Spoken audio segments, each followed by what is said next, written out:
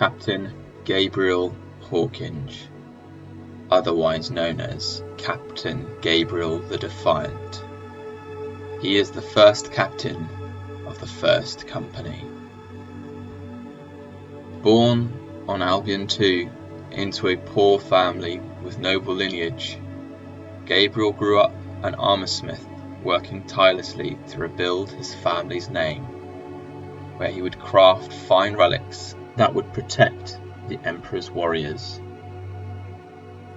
Even as a young man, Gabriel showed his strength as he would wield the pieces to ensure their purity and that they were of the finest quality. There were no signs that he was destined for any forms of greatness, and it seemed his only destiny was to live a life of toil and struggle amongst those seeking glory above their station. Soon, however, he was violently forced down a differing path. Gabriel worked alongside his father in their forge, preparing the armour of the former Deathwing captain, Harold Lynx. This was a test his father had given to Gabriel to see if he was ready to become a master artisan, honing his art to understand the blessed ceramite. The very moment that the last prayer of blessing was uttered, a crack of thunder echoed around the halls of the great forge, and stood before Gabriel and his father was a fallen brother flanked by two demons. This image alone could threaten to drive a mere mortal mad, but the pair knew instantly their responsibility. The traitorous captain, in a sinister tone, requested the shield of the Deathwing captain be handed over in trade for their lives. All the while edging closer to the pair, the demons investigating where other treasures may be kept. Without a word being spoken between them, Gabriel and his father erupted into defiant action, his father charging blindly at the demons, knowing his fate. He managed to use one of the vats of molten steel to eradicate one of the demons at the cost of his own life. Enraged by this, both the captain and demon thrust themselves at Gabriel. Knowing he could not let them pass and into the halls of the reliquary, he took up the holy shield and used it to stave off the horrific evil that was bearing down on him. Simply to just bear the weight of the shield for a non-augmented being was itself a miracle, but Gabriel somehow fought back with it. With righteous anger, he beat back the monsters, forcing one of them to the ground under the weight of the ceramite. Of course, the duel began to test him, and his strength would slowly fade. But for what seemed an eternity, he held them at bay. Drained of all energy, it was only his faith that allowed him to continue. Right at the moment, Gabriel thought that he could fight on no longer and fulfill his duty to protect his family's legacy and the treasures stored behind. He uttered one prayer to the God Emperor. Just as the traitors had arrived through a crack of thunder, this time a bolt of lightning, unfathomable in its beauty, struck its way through the stained glass windows of the great halls of the forge. Deathwing Captain Lynx emerged through the light alongside a brother dressed in blue-grey steel. Strangely, the remaining demon seemed to cower and attempt to flee, but it was quickly cut down.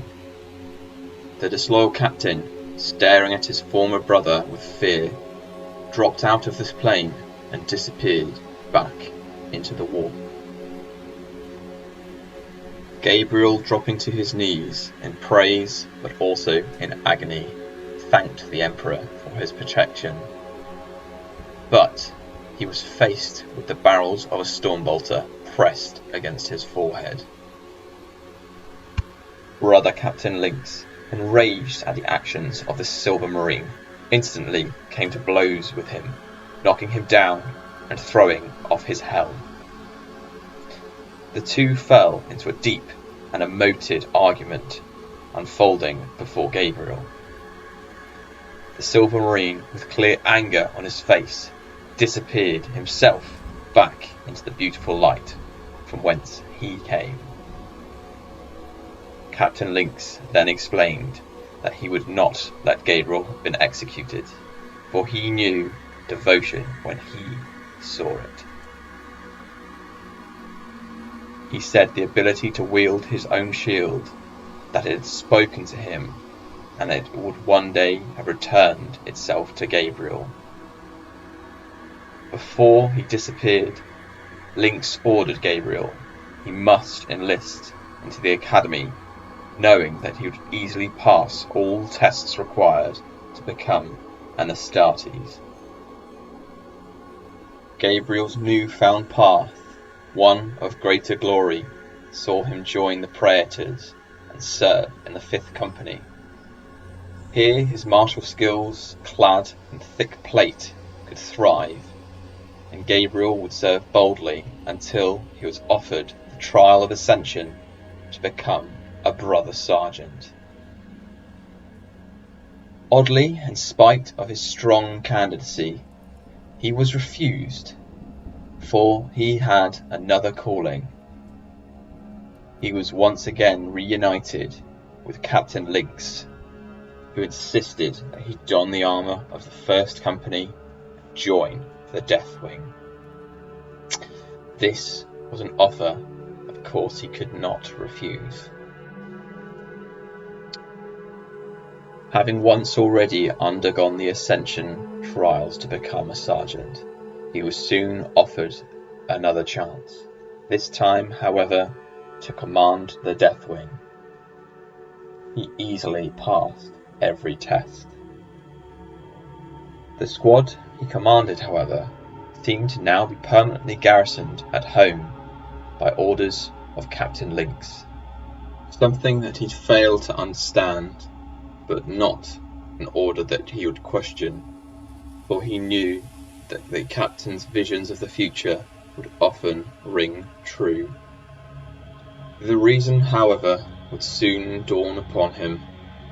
Gabriel and his trusted brothers were poised, ready for the horrifying event you may have heard of as the Shattering. At his command, much was saved as traitorous brothers and demons once again returned to Albion. They were bent on overthrowing the system and capturing its heart. Gabriel protected the capital, locking down all of its great vaults, doing his best to save as many innocent souls as possible, for he, remembering his fight as a lowly citizen, instilled a sense of selfless protectionism into himself and his brothers. Everyone was to fight with vigour to save as many as possible. Reuniting himself with Captain Lynx at the battle site of a former great trade hub, the two drawn together once again, as seemingly connected in both psyche and in fate. Gabriel would discover the captain battling against a great demon prince of Nurgle. Gabriel would slay all of those surrounding the demon, trying to reach his captain, but unfortunately he was not in time. He could not stop the final blow that would end his captain. Turning to face Gabriel and sensing an impending defeat, the demon prince vanished before him, but not before smirking and showing a familiar, horrid face. For it was the fallen marine that long ago killed his father in the forge, and now he had also slayed Gabriel's guiding force. It deeply insulted him, refusing the duel and fleeing, and raging Gabriel, lighting a fire that would never go out. Captain Lynx, with his final breaths, did not seem regretful, almost as if he'd foreseen this event too. He turned and offered a familiar-looking shield to Gabriel, reminding him of the prophecy attached to it. He said that it would be his badge of office that would allow him to lead the first company. Seeing Gabriel accept his duty, the former captain slipped from this world with a smile on his face. Fortunate to miss Albion 4 shattering in the sky above.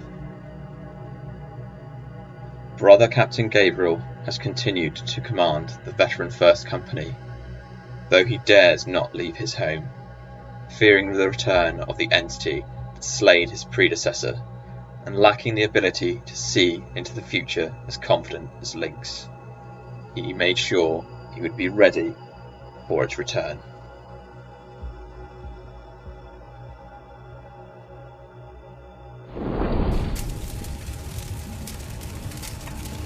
Thanks so much again, guys, for watching. Really hope you enjoyed that, and I'm looking forward to catching you in the next one. Bye.